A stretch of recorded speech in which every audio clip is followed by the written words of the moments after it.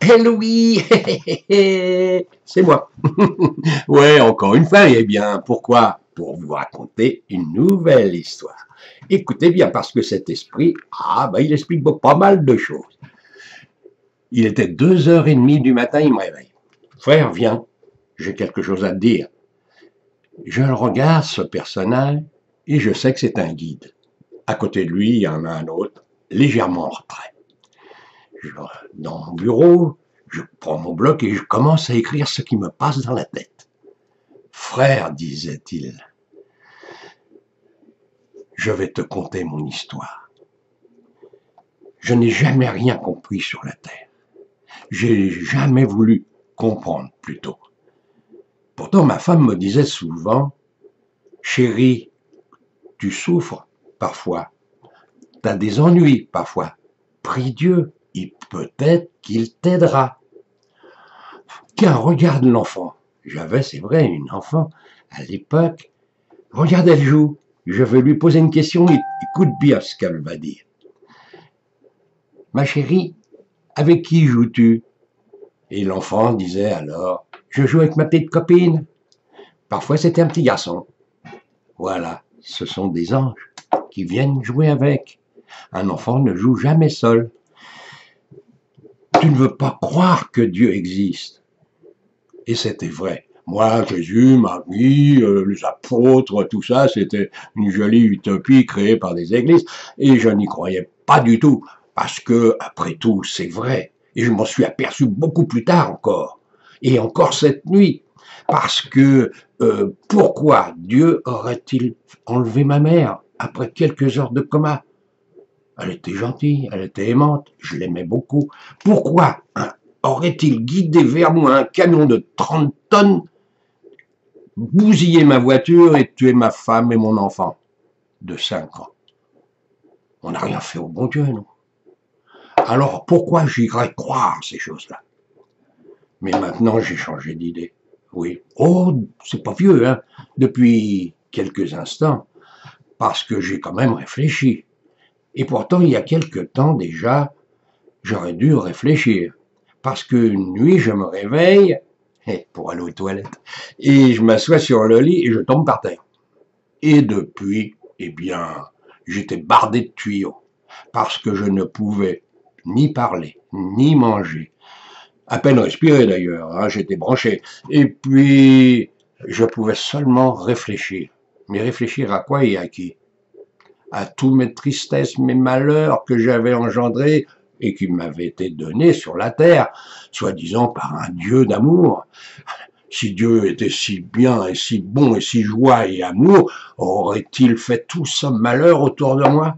Non, bien sûr, hein, moi je n'y crois pas à ce Dieu. Et enfin, c'est ce que je croyais. Parce que, en pleine nuit, j'ai entendu le froissement des pieds sur le parquet.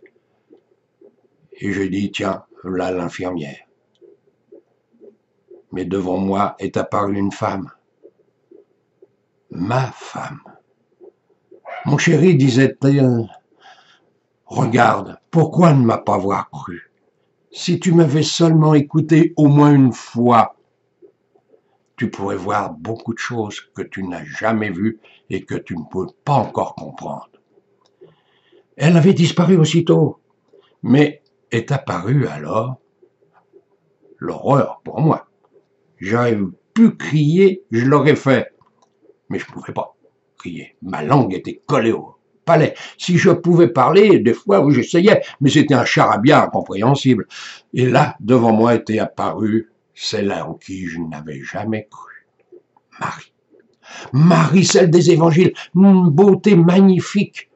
Mon fils, disait-elle, et j'entendais tout ça. Oui, tu n'as jamais cru en moi, ni en mon fils, Jésus. Et pourtant, nous sommes là. Tu as vu ton épouse. Et voilà, si tu avais seulement cru un tout petit peu, car tu aurais justement cru en Dieu le Père, à ce moment-là, eh bien, tu serais au paradis. Jésus était apparu, lui aussi, à côté d'elle, en disant, allons, viens, ton corps ne sert plus à rien, car sur la terre, tu es mort. Et j'ai alors ressenti des fourmillements partout le corps et une sorte de craquement et je me suis retrouvé à 2 mètres au-dessus de mon lit. Ah là, la surprise. Et là, oh là là là là là, l'horreur. L'horreur et la joie en même temps.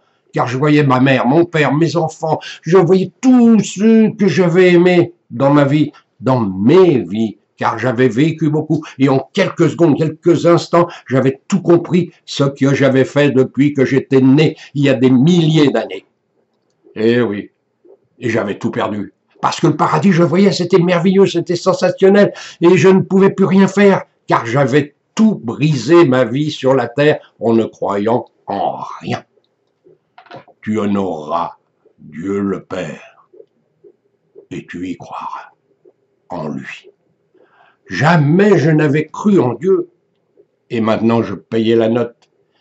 Jésus disait tout à l'heure, mon frère, on a tout fait pour toi. Ton guide aussi, ton ange gardien, il a essayé multiples fois de t'aider à comprendre, mais tu n'as jamais voulu comprendre. Alors, nous ne pouvons plus grand-chose pour toi. Tu vas partir quelque temps te purifier dans l'univers. Quand tu en sortiras, eh bien, tu prépareras une vie pour venir sur la terre, réparer justement cette croyance que tu n'avais pas voulu accepter.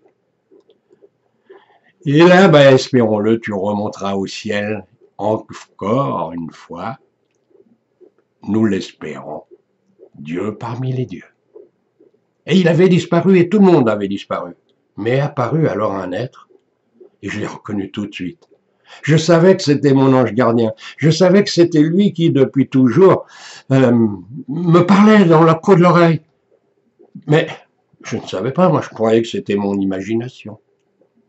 Eh oui, disait-il, tu croyais être imaginaire, comme ta fille qui jouait avec les esprits, ses guides. Eh bien non, c'était moi. Et on essayait par tous les moyens de pouvoir te faire comprendre que Dieu existait, que le paradis existait, et que l'on revenait sur terre X fois jusqu'à temps qu'on ait compris tout cela. Alors, tu vas être obligé de partir, je le sais, et toi aussi maintenant. Mais il faut bien se purifier. Et après, je l'ai dit, tu iras te purifier sur la terre, une fois encore, parmi tes frères. Mais en attendant, je vais t'emmener avant toute chose. Je vais t'emmener voir un frère qui va écrire ton histoire. Et là, eh bien, c'est vrai. Nous sommes arrivés tous les deux dans ta chambre, tu dormais, il t'a réveillé. Tu es venu à ton bureau et tu as écrit mot à mot toute cette histoire, toutes ces phrases que je t'ai dit sans cesse sur ma vie qui venait de s'écouler. Et je te remercie pour cela.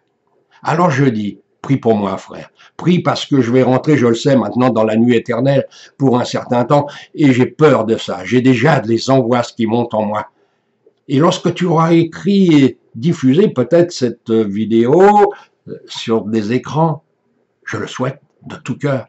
Que les gens prient aussi pour moi, pour me sortir de cet enfer à nouveau où je vais y entrer. Frère, je te bénis et je te remercie pour tout ce que tu as fait pour les autres et que tout ce que tu vas faire pour moi. Merci, frère. Au revoir. Je vois déjà de moins en moins. Ça s'assombrit autour de moi. Je ne t'entends plus. Je m'appelais autrefois Jean, j'ai été aussi Paul, j'ai été Moïse, j'ai été Mohamed, j'ai été Julien, Julie, et voilà, et j'en ai plein d'autres noms qui me viennent de toutes ces vies passées sur la terre, où jamais je n'ai compris, malheureusement. Je ne vois plus rien du tout. Alors je dis, si tu m'entends, adieu. Et voilà, l'esprit est parti, malheureusement se purifier quelque temps, j'espère pas trop longtemps. Il a déjà fait son mea culpa avec nous aujourd'hui. Alors, mes frères, mes amis sur Facebook, YouTube, eh bien, merci de prier pour lui. C'est bon de prier pour les autres parce que on s'élève avec eux dans la prière. Allez, au revoir à tous. Merci d'avoir écouté. Merci de pouvoir écouter à nouveau plus tard et d'écouter les autres qu'il y a eu. Oh, il y en a pas mal de vidéos hein, où j'ai tout expliqué ce que j'ai fait depuis 40 ans avec le monde de l'au-delà. Allez, je vous dis au revoir. Merci d'avoir écouté. Au revoir.